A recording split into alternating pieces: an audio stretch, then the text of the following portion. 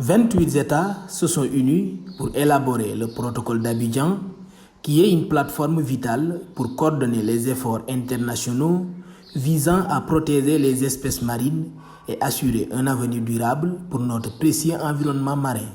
Ce protocole est au cœur de la 3e réunion internationale qui s'est tenue ce 1er septembre 2023 à Saly. En 1999, je pense bien, 28 États s'étaient réunis pour réfléchir ensemble sur les modalités de protection et de conservation de certaines espèces migratrices.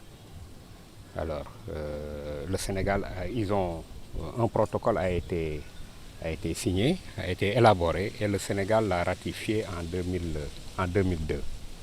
Donc, cette réunion qui nous mobilise tous aujourd'hui est la 3e du genre depuis que ce protocole-là, qu'on appelle communément le protocole d'Abidjan, a été élaboré, et signé et ratifié par ces différents États.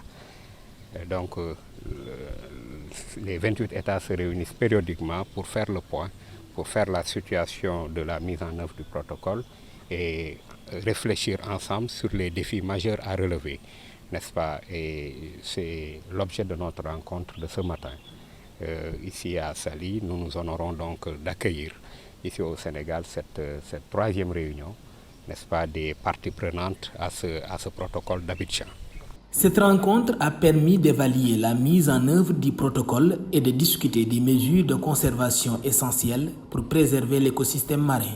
Les débats ont ouvert la voie à l'élaboration de plans d'action et de stratégies visant à renforcer la protection de notre environnement marin précieux. Le protocole d'Abidjan est essentiellement consacré à la conservation, aux mesures de conservation des tortues marines. Et voilà, c'est ça qui nous réunit aujourd'hui. Il est clair que d'autres activités ont été également sont prévues tout au long de cette semaine, qui amèneront véritablement les différentes parties prenantes également à réfléchir sur d'autres thématiques, d'autres problématiques qui ont essentiellement trait à la conservation, aux mesures de conservation des requins, des dauphins. Leader engagé pour la conservation marine, le Sénégal se positionne en tant que chef de file dans la préservation de l'écosystème marin. Son engagement résolu s'est traduit par l'intégration de dispositifs législatifs et réglementaires, notamment dans le Code de la chasse et le Code des pêches. Ces mesures renforcent l'efficacité de ces actions visant à protéger les espèces marines menacées. C'est des sujets d'actualité sur lesquels nos experts se réunissent périodiquement et le Sénégal est à l'honneur cette année. Et au sortir de cette rencontre, des plans d'action sont attendus, des stratégies sont attendues, un plus grand engagement de chacune des parties prenantes également est attendu.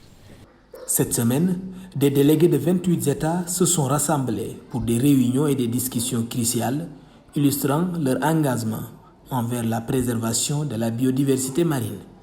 Le Sénégal joue quand même un rôle extrêmement important, hein? Et d'ailleurs c'est ça qui lui vaut aujourd'hui cette reconnaissance au niveau international.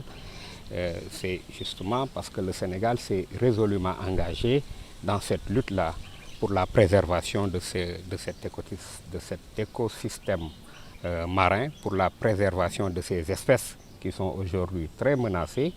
Et nous l'avons mis dans nos différents codes, le code de la chasse, le code des pêches. Alors, ce sont des dispositifs légaux et réglementaires qui aujourd'hui permettent au Sénégal d'agir de manière efficace dans la préservation de ces espèces.